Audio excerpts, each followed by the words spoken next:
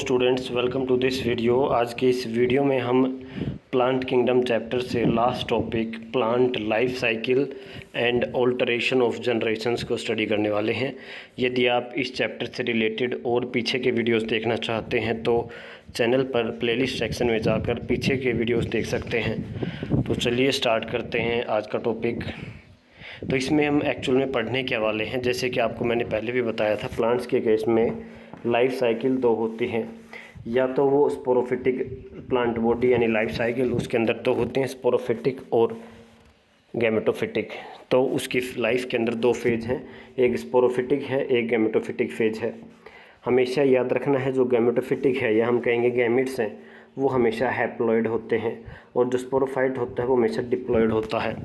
Haploid diploid मतलब, अगर मैं हैप्लॉइड की बात करूं, अगर ह्यूमन बींग्स का एग्जांपल लिया जाए तो जैसे कि आपको पता है ह्यूमन बींग्स के केस में 46 क्रोमोसोम्स होते हैं एक सेल के अंदर। तो हर एक जो डीएनए है, हर एक जो न्यूक्लियस है, न्यूक्लियस के अंदर 46 क्रोमोसोम्स मिलते हैं। अब 46 क्रोमोसोम में क्या है, 23 का एक पेयर है और 23 का दूसरा पेयर है। तो मतलब 23 क्रोमोसोम्स की दो कॉपी हैं।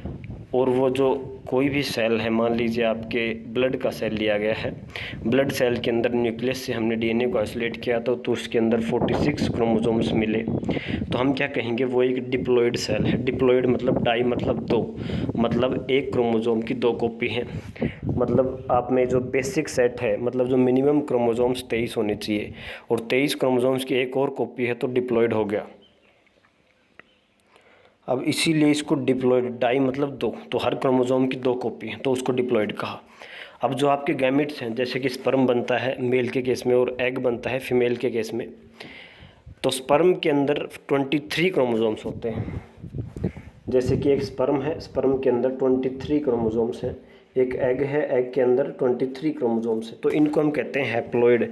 हैप्लॉइड के मतलब ऐसा सेल जिसके न्यूक्लियस के अंदर जो डीएनए है वो सिर्फ बेसिक जो क्रोमोसोम्स हैं, मतलब जो बेसिक सेट है, वो एक ही सेट प्रेजेंट हो। जैसे कि मैंने एग्जांपल दिया ह्यूमन बींग्स के केस में, जो स्पर्म बनते हैं, स्पर्म सेल के अंदर 46 की बजाय 23 क्रोमोसोम्स होते हैं, उसीलिए उसको हम हैप्लॉइड कहते हैं। तो आपको याद रखना है, जो गैमेटोफाइट होता है, जो गैमेट्स होते हैं, वो हमेशा हैप्लॉइड होते हैं। जो सेप्रोफाइट होता है, या हम कहते हैं सेप्रोफिटिक सेल्स होते हैं, और उसके अंदर स्पोरोफिटिक सेल्स हैं, सेप्रो नहीं स्पोरो, स्पोरोफिटिक जो सेल्स हैं उसके अंदर डिप्लॉइड होता है, वो हर क्रोमोसोम्स की दो कॉपी होती हैं। तो देखिए, प्लांट के केस में जो लाइफ साइकिल के अंदर हैप्लॉन्टिक मतलब हैप्लॉइड, हैप्लॉइड मतलब गैमेटोफिटिक, तो गैमेटोफिटिक फेज भी मिलता है। और ये जो आपका डिप्लॉइड मतलब कि 2n, n क्या होता है, बेसिक सेट, और 2 मतलब दो बार प्रेजेंट है,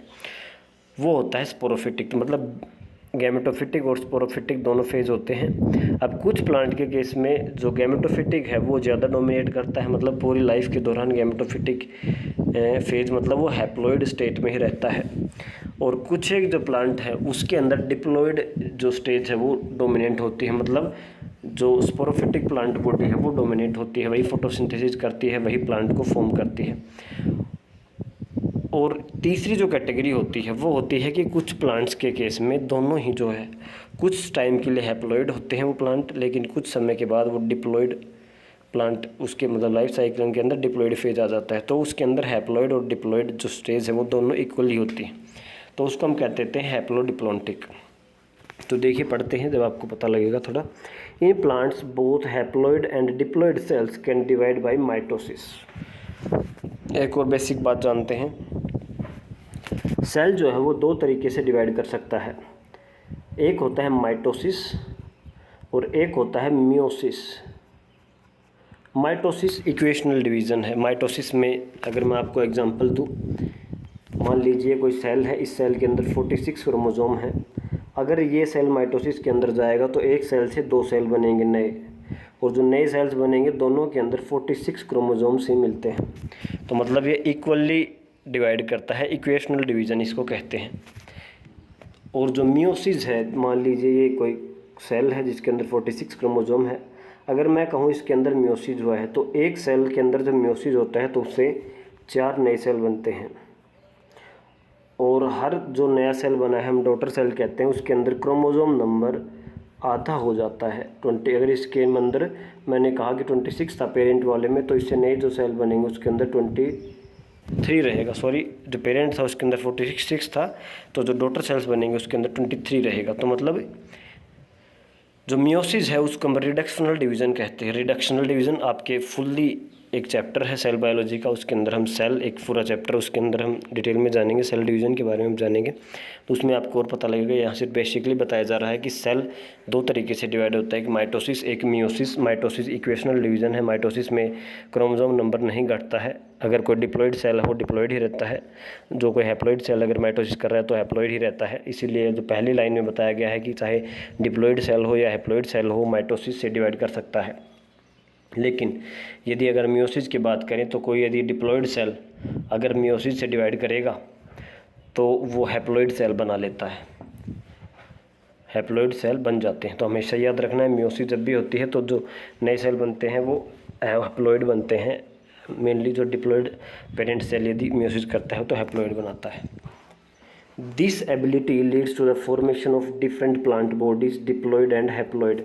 तो माइटोसिस क्योंकि हर सेल कर सकता है, उसमें कुछ भी चेंज नहीं होता है। यदि कोई हैप्लॉइड सेल है तो वो माइटोसिस करेगा तो नए हैप्लॉइड सेल बनाएगा, यदि कोई डिप्लॉइड सेल है वो माइटोसिस करेगा तो नए डिप्लॉइड सेल बनाएगा। तो वो पूरी प्लांट बॉडी या तो वो हैप्लॉइड प्लांट बॉडी बनाएगा या डिप्लॉइड प्लांट बॉडी बनाएगा।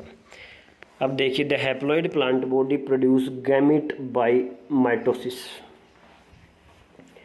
अब देखिए, मान लीजिए ये पूरी लाइफ साइकिल इसकी ऐसी है, हैप्लॉन्टिक। हैप्लॉन्टिक को समझाने के लिए कह रहा है कि मान लीजिए कोई हैप्लॉइड है, मतलब उसके अंदर जो क्रोमोसोम नंबर जो है वो एक ही बार, हर क्रोमोसोम एक ही बार प्रेजेंट है। तो वो अपना गैमीट कैसे बनाएगा? मैंने आपको हमेशा बताया गैमीट हमेशा हैप्लॉइड होते हैं। तो अब उसको हैप्लॉइड से हैप्लॉइड बनाने हैं तो माइटोसिस ही करेगा। तो माइटोसिस से उसकी गैमेटोजेनेसिस होती है, मतलब गैमीट फॉर्मेशन होती है। उसके बाद गैमीट बन चुके हैं, उसके बाद फर्टिलाइजेशन होगा, फ्यूजन ऑफ गैमीट होगा। तो दो पेरेंट मेल और फीमेल से जब एन और एन आएंगे, मतलब दोनों हैप्लॉइड हैं, तो डिप्लॉइड जाइगोट बनता है। देखिए जैसे कि यहाँ पर बताया गया है, डिप्लॉइड जाइगोट बनता है। अब क्या है, क्योंकि ये हैप्लॉइड है, उसकी प्लांट बॉडी हैप्लॉइड ही रहेगी लाइफ टाइम के लिए। तो अब ये जो जाइगोट क्योंकि 2n है, अब इसको हैप्लॉइड ही करना है, क्योंकि इसकी जो पेरेंट है वो हैप्लॉइड ही है। तो ये हैप्लॉइड प्लांट बॉडी ही डेवलप करेगा। तो हैप्लॉइड कैसे करेगा? ये इसके अंदर मियोसिस कर लेगा। मियोसिस से जो क्रोमोसोम नंबर हाफ हो जाएगा और डिप्लॉइड से हैप्लॉइड बन जाएंगे, और फिर से ये एक हैप्लॉन्टिक लाइफ साइकिल को कवर करेगा। अब the plant body represents A gametophyte. जो उसके बाद जो प्लांट बॉडी बनी है वो एक गैमेटोफाइट को रिप्रेजेंट करती है। Following fertilization the zygote divide by mitosis to produce a diploid sporophytic plant body. अब क्या हो सकता है कि इस केस में यदि हैप्लॉन्टिक लाइफ साइकिल है तो जो जाइगोट है उसके अंदर मियोसिस होगी। लेकिन यदि अभी दूसरे वाला केस देखिए, मान लीजिए कोई डिप्लॉन्टिक प्लांट लाइफ है, डिप्लॉन्टिक कोई प्लांट बॉडी है, मतलब स्पोरोफिटिक प्लांट बॉडी है, तो उसके अंदर जो गैमेटोजेनेसिस होगा वो मियोसिस से होगा, और मियोसिस के बाद स्पोर्स बनेंगे। स्पोर्स फिर फ्यूज करके अपना फर्टिलाइजेशन करके जाइगोट बनाएंगे। तो जो गैमेटोजेनेसिस है उसमें सिर्फ मियोसिस हुआ है, तो इस केस में स्मॉल सा जो पोर्शन है इसके अंदर सिर्फ मियोसिस हो रहा है, बाकी जगह सिर्फ माइटोसिस ही चलेगा। जैसे कि जाइगोट बना तो जाइगोट के अंदर इस केस में माइटोसिस होगा, क्योंकि जो प्लांट बॉडी है वो स्पोरोफिटिक है, डिप्लॉइड है, तो जाइगोट भी डिप्लॉइड है। अब डिप्लॉइड से इसको डिप्लॉइड ही ग्रोथ करनी है, इसको क्रोमोसोम कम नहीं करना है। तो डिप्लॉइड से जाइगोट से अब ये दोबारा माइटोसिस करके अपनी प्लांट बॉडी को स्पोरोफिटिक को डिप्लॉइड ही रखेगा। तो इस यहाँ पे माइटोसिस होगी। मियोसिस कब होगी? जब इसको गैमेट्स बनाने हैं तब यहाँ पर मियोसिस होगी। Haploid spores are produced by this plant body by meiosis. तो यदि कोई डिप्लॉइड प्लांट बॉडी है उसको यदि स्पोर्स बनाने हैं तो उसके अंदर मियोसिस होगी। These in turn divide by mitosis to form haploid plant body once again। तो यदि इसको फिर से हैप्लॉइड प्लांट बॉडी बनानी कब होगी तो ये माइटोसिस से दोबारा करेगा। इसका मतलब ये है कि लाइफ साइकिल जो है कोई भी सेक्सुअली रिप्रोड्यूसिंग प्लांट की, उसके अंदर ऑल्टरेशन ऑफ जनरेशंस होती हैं। किस किस के बीच में? Between gamete producing haploid gametophyte, तो जो गैमेटोफाइट है वो जो गैमेट बनाता है उसके बीच में, और स्पोर प्रोड्यूसिंग डिप्लॉइड स्पोरोफाइट, और जो स्पोरोफिटिक प्लांट बॉडी होती है उसके बीच में अल्टरेशन होती रहती हैं।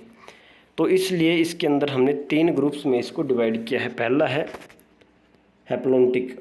तो देखिए मैंने आपको बताया है sporophytic generation is represented only by one sailed zygote. तो इस केस में जिसमें हैप्लॉन्टिक लाइफ साइकिल है तो उस केस में जो स्पोरोफिटिक फेज होती है वो सिर्फ जाइगोट के अंदर होती है। जैसे कि आप डायग्राम में देखेंगे हैप्लॉन्टिक पूरा यहाँ पर है, पूरा ये हैप्लॉन्टिक है। स्पोरोफिटिक कहाँ मिलेगी? सिर्फ जाइगोट, जाइगोट के अंदर 2n है, बाकी जगह सब n है। देखिए n है, यहाँ पर n है, यहाँ पर n है। जब फर्टिलाइजेशन हुआ, जाइगोट हुआ, तो वहाँ पर 2n हो गया, मतलब क्रोमोसोम 2 बार आगे हैं। अब उनको फिर से अपने प्लांट बॉडी को जैसे था वैसे रिस्टोर करना है, तो वो वहाँ पर मियोसिस करता है। There is no free living sporophytes. तो इस केस में स्पोरोफिटिक जो प्लांट बॉडी होती है वो फ्री लिविंग नहीं है, वो सिर्फ प्लांट के अंदर ही, जाइगोट के अंदर कुछ समय के लिए आता है। अब क्या होगा? Meiosis in the zygote result in the formation of haploid spores. अब क्या होगा? जाइगोट के अंदर मियोसिस होगा तो वहाँ पर हैप्लॉइड स्पोर्स बन जाएंगे, और स्पोर्स जो है वो माइटोटिकली डिवाइड करेंगे, उसके अंदर माइटोसिस होगा और गैमेटोफाइट बना लेगा, एक हैप्लॉइड गैमेटोफाइट बना देगा। अब इसमें किसी केस में क्या है, जो डोमिनेट जो कर रहा है वो क्या है? डोमिनेंट है वो फोटोसिंथेसिस भी करता है, वो क्या है? गैमेटोफाइट। तो फ्री लिविंग गैमेटोफाइट होता है इस केस में, वही फोटोसिंथेसिस करता है, वही डोमिनेट करता है। तो इस प्रकार की लाइफ साइकिल को हम कह देते हैं हैप्लॉन्टिक लाइफ साइकिल। इसके एग्जांपल हैं बहुत सारे, जैसे कि एल्गी हैं, वोल्वोक्स, स्पायरोगैरा और सम स्पीसीज ऑफ क्लामाइडोमोनास इस केस में आते हैं। दूसरी जो है वो है डिप्लॉन्टिक लाइफ साइकिल। डिप्लॉन्टिक याद रखना है, डिप्लॉन्टिक मतलब डिप्लॉइड। तो इस केस में जो डिप्लॉइड स्पोरोफाइट जो रहेगा वो डोमिनेट करेगा लाइफ साइकिल के अंदर, यही फोटोसिंथेसिस करेगा और यही क्या है? फ्री लिविंग रहेगा। ये मतलब रिप्रेजेंट करता है प्लांट बॉडी को। द गैमेटोफिटिक फेज जो है वो represented by single to few celled called haploid gametophyte. तो इस केस में जो गैमेटोफिटिक फेज है वो कौन रिप्रेजेंट करता है? तो वो करते हैं गैमेटोफाइट। कुछ सेल्स होते हैं जो कि मियोसिस जो टाइप का सेल डिवीजन होता है उससे गैमीट्स बनाते हैं, तो वो सेल्स हैप्लॉइड गैमेटोफाइट को रिप्रेजेंट करते हैं। इस साइकिल को हम कह देते हैं डिप्लॉन्टिक लाइफ साइकिल। और इसका एग्जांपल है एक एल्गी होता है फ्यूकस, इसको रिप्रेजेंट करते हैं। और इसके साथ साथ जितने भी सीड बियरिंग प्लांट्स यानी जो जिम्नोस्पर्म और एंजियोस्पर्म, चाहे नेक्ड हो चाहे कवर्ड सीड हो, दोनों ही इस पैटर्न को फॉलो करते हैं। अब तीसरा जो है, देखिए जैसे कि डायग्राम में आपको दिख रहा है कि हैप्लॉइड जो है वो कुछ टाइम के लिए मेंटेन है और कुछ टाइम के लिए डिप्लॉइड भी मेंटेन है, तो मतलब इक्वल अमाउंट में दोनों प्रेजेंट हैं। तो इंटरमीडिएट कंडीशन में जब दोनों हैप्लॉइड भी प्रेजेंट है और डिप्लॉइड भी प्रेजेंट है उसको हम कह देते हैं हैप्लोडिप्लॉन्टिक। और ये है ब्रायोफाइट और टाइडोफाइट्स के अंदर। लेकिन इसके फेज जो है वो डिफरेंट हो सकते हैं। देखिए कि हैप्लोडिप्लॉन्टिक में समझते हैं पहले। देखिए सबसे पहले अगर हम यहाँ से स्टार्ट करें, जो स्पोरोफाइट है वो 2n है, डिप्लॉइड है। अब क्या होगा? स्पोरोफाइट कुछ समय के बाद मियोसिस करेगा, तब के तब मियोसिस नहीं करता है इस केस में। कुछ समय के बाद, कुछ टाइम इंटरवल के बाद मियोसिस करेगा और स्पोर्स बनाएगा। यहाँ से स्पोर्स आई तो n हो गया, यहाँ से गैमेटोफिटिक प्लांट बॉडी स्टार्ट हुई, ये फिर गैमेटोफाइट बनाया मैच्योर। और वो क्या करेगा? जो गैमेटोफाइट है वो गैमेटोजेनेसिस करेगा। और वो कैसे करेगा? गैमेटोजेनेसिस एन माइटोसिस से ही करेगा, क्योंकि हैप्लॉइड है तो हैप्लॉइड गैमेट्स बनाने हैं, तो माइटोसिस करेगा तो हैप्लॉइड ही बनेंगे। तो गैमेटोजेनेसिस हो गया, गैमेटोजेनेसिस होने के बाद फ्यूज़न होगा, सिंगेमी हो गया, डबल फर्टिलाइजेशन होगा। यदि हम एंजियोस्पर्म्स की बात करें तो सिंगेमी होगी तो जाइगोट बनेगा। जाइगोट बनते ही क्या आ गया? वही डिप्लॉन्टिक लाइफ साइकिल आ गया। डिप्लॉन्टिक लाइफ साइकिल स्पोरोफाइट बना। तो इस केस में क्या है? जो डिप्लॉन्टिक लाइफ साइकिल है ये हम कहेंगे स्पोरोफिटिक लाइफ साइकिल है, और हैप्लॉन्टिक लाइफ साइकिल और गैमेटोफिटिक लाइफ साइकिल है। दोनों जब इंटरमीडिएट हैं, जब दोनों इक्वल अमाउंट में प्रेजेंट है, इसको हम कह देते हैं हैप्लोडिप्लॉन्टिक। तो देखिए कुछ एक केसेस में ब्रायोफाइट्स में क्या होता है, कौन डोमिनेट करता है? तो डोमिनेट होता है वो इंडिपेंडेंट होता है, किसी के ऊपर डिपेंड नहीं होता है। फोटोसिंथेसिस करता है थैलोइड और इरेक्ट फेज होता है, वो होती है हैप्लॉइड गैमेटोफाइट। तो ब्रायोफाइट के केस में जो फोटोसिंथेसिस करता है, जो इंडिपेंडेंट होता है, जो थैलोइड होता है, जो मेन प्लांट बॉडी होती है, वो होता है हैप्लॉइड गैमेटोफाइट। और ये क्या करता है? इट अल्टरनेट्स, इसके बीच में क्या होता है? Short lived multi cellular sporophyte. इसके बीच में स्पोरोफिटिक प्लांट बॉडी आ जाती है जो कि डिपेंड करती है किसके ऊपर? इस गैमेटोफाइट के ऊपर, या इसी के ऊपर वो अटैच रहती है, एंकर होती है न्यूट्रिशन के लिए और एनकरेज एंड न्यूट्रिशन। तो जो ब्रायोफाइट्स हैं इस केस में क्या होता है? हैप्लॉइड गैमेटोफिटिक जो है वो फोटोसिंथेटिक होता है, इंडिपेंडेंट होता है, डोमिनेंट होता है। इसके बीच में कुछ समय के लिए जो स्पोरोफिटिक प्लांट बॉडी आती है जो कि मल्टीसेलुलर होती है और इस गैमेटोफाइट के ऊपर अटैच्ड रहती है न्यूट्रिशन के लिए। अब बात करें टेरिडोफाइट्स की, तो टेरिडोफाइट्स के अंदर जो स्पोरोफाइट होता है, स्पोरोफाइट ही डोमिनेट करता है, इंडिपेंडेंट होता है, फोटोसिंथेसिस करता है और वस्कुलर प्लांट बॉडी होती है इसकी।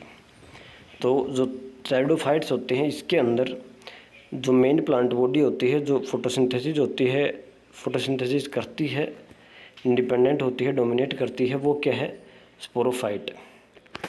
और इसके बीच में कुछ समय के लिए आता है आपका autotrophic independent but short lived. ये स्पोरोफिटिक होता है, सेप्रोफाइटिक होता है, या फिर ऑटोट्रोफिक मोड ऑफ न्यूट्रिशन करेगा, इंडिपेंडेंट होता है लेकिन शॉर्ट लिव्ड होता है, वो होता है गैमेटोफाइट। इस प्रकार की लाइफ साइकिल को हम कहते हैं हैप्लोडिप्लोन्टिक लाइफ साइकिल। इस केस में क्या होता है? जितने भी टेरिडोफाइट्स हैं वो आते हैं। इसका एक एक्सेप्शन है, देखिए इंटरेस्टिंगली, वाइल मोस्ट एल्गल, जो एल्गल के जो जीनस होते हैं वो हैप्लोन्टिक होते हैं, some of them such as Ectocarpus, Polysiphonia, kelps and haplodiplontic. ये जो एग्जांपल है Ectocarpus, Polysiphonia and kelps, kelps, ये हैप्लोडिप्लोन्टिक है कार्प्स। और फ्यूकस एल्गी इजन डिप्लोन्टिक। तो ये एग्जांपल्स याद रखने, आपको एग्जांपल के ऊपर क्वेश्चन आ सकता है। फ्यूकस क्या है? तो फ्यूकस एक डिप्लोन्टिक लाइफ साइकिल है और एक एल्गी है। ज़्यादातर एल्गी हैप्लोन्टिक होते हैं, हैप्लॉइड लाइफ साइकिल दिखाते हैं, लेकिन कुछ एक जो है वो हैप्लोडिप्लोन्टिक भी दिखाते हैं, जिसके अंदर पॉलीसिफोनिया, एक्टोकार्पस और कैल्प्स आते हैं। इसके साथ साथ फ्यूकस एक ऐसी एल्गी है जिसके अंदर डिप्लॉइड लाइफ साइकिल होती है, यानी स्पोरोफिटिक प्लांट बॉडी इसके अंदर मेन मिलेगी। तो ये था आपका चैप्टर प्लांट किंगडम। इसके साथ आपका चैप्टर ख़त्म होता है। जल्द ही आपको इसके नोट्स प्रोवाइड किए जाएंगे। नेक्स्ट चैप्टर हम स्टडी करने वाले हैं एनिमल किंगडम के बारे में।